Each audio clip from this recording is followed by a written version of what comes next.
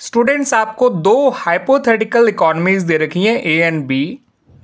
Economy ए का MPC है 0.6 और इकोनॉमी बी का एमपीसी यानी मार्जिनल प्रोपेंसिटी टू कंज्यूम है 0.8। लेकिन दोनों ही इकोनॉमीज का जो ऑटोनमस कंजम्पशन है वो ₹40 करोड़ है और इन्वेस्टमेंट जो है जो कि ऑटोनमस नेचर की ही हुआ करती है वो है ₹100 करोड़।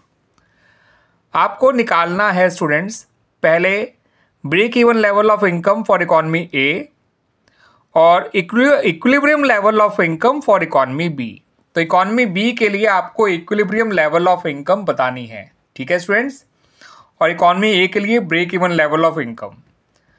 तो इकोनॉमी बी के लिए इक्विलिब्रियम लेवल ऑफ इनकम कैसे मिलेगी, कैसे पता चलेगा उसका, आइए पता कर लेते हैं।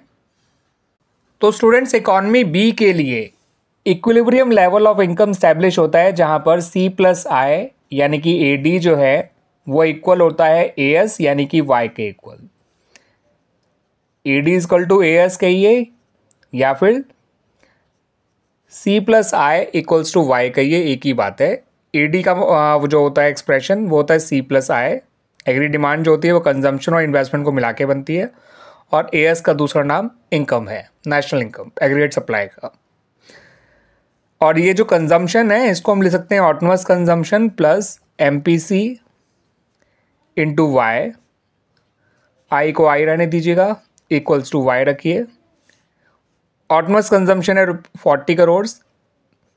एमपीसी इकोनॉमी बी का है 0.8 into Y plus autonomous investment 100 equals to Y.